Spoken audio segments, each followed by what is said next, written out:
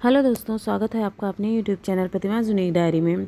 दोस्तों, ये है सकट चौथ व्रत कथा। दो कथा हम आपको बताने जा रहे हैं और दोनों कथा में से आप कोई भी कथा पढ़ें सुने, दोनों ही बहुत फलदायी होती है। सकट चौथ व्रत कथा है। ये साहूकार और साहूकारनी की कथा है। पहली कथा। एक साहूकार और साहूकारनी थे। वह धर्म पुण्य को नहीं मानते थे। इसके कारण उनके कोई बच्चा नहीं था। एक दिन साहूकारनी पड़ोसी के घर गई। उस दिन सकट चौथ था। वहाँ पड़ोसन सकट चौथ की पूजा करके कहानी सुना रही थी। साहूकारनी ने पड़ोसन से पूछा, तुम क्या कर रही हो? तब पड़ोसन बोली कि आज तो चौथ का व्रत है, इसलिए मैं कहानी सुना रही हूँ। तब साहूकारनी बोली, चौथ के व्रत करने से क्या होता है? पड़ोसन बोली, इसे करने से अन्न, धन, सुहाग, पुत्र सब मिलता है। साहूकारनी ने कहा, यदि मेरा गर्भ रह जाए तो मैं 1.25 सेर तिलकुट करूँगी और चौथ का व्रत करूँगी। श्री गणेश भगवान की कृपा से साहूकारनी के गर्भ रह गया तो वह बोली कि मेरे लड़का हो जाए तो मैं 2.5 सेर तिलकुट करूँगी। कुछ दिन बाद उसके लड़का हो गया तो वह बोली कि हे चौथ भगवान, मेरे बेटे का विवाह हो जाएगा तो 5.25 सेर का तिलकुट करूँगी। कुछ वर्षों बाद उसके बेटे का विवाह तय हो गया और उसका बेटा विवाह करने चला गया, लेकिन उस साहूकारनी ने तिलकुट नहीं किया। इस कारण से चौथ देव क्रोधित हो गए और उन्होंने फेरों से उसके बेटे को उठवाकर पीपल के पेड़ पर बिठा दिया।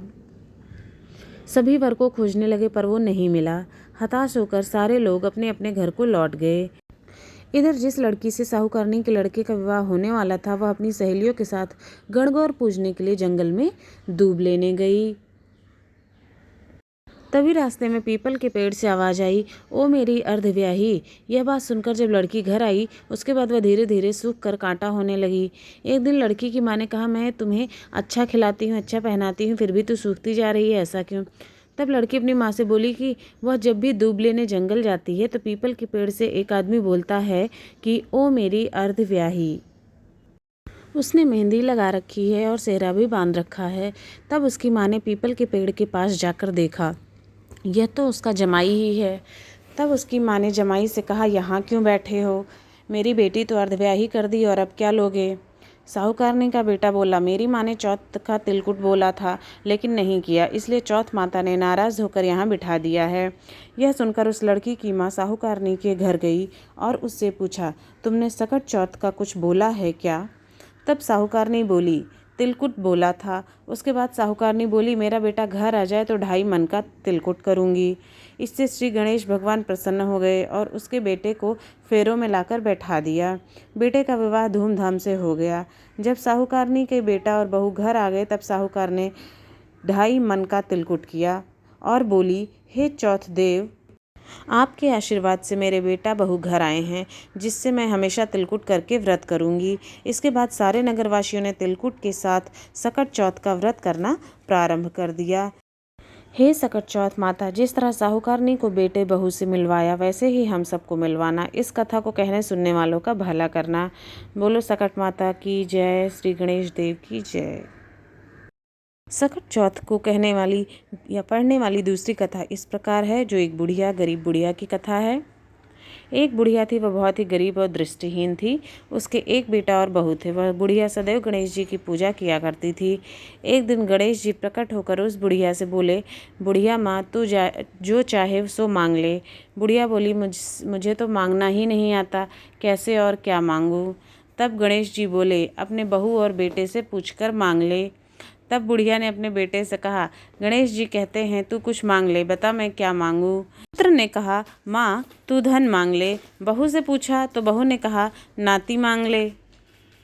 तब बुढ़िया ने सोचा, ये लोग तो अपने अपने मतलब की बात कर रहे हैं। अतः उस बुढ़िया ने पड़ोसिनों से पूछा तो उन्होंने कहा, बुढ़िया तू थोड़े दिन जिएगी, क्यों तू धन मांगे और क्यों नाती मांगे?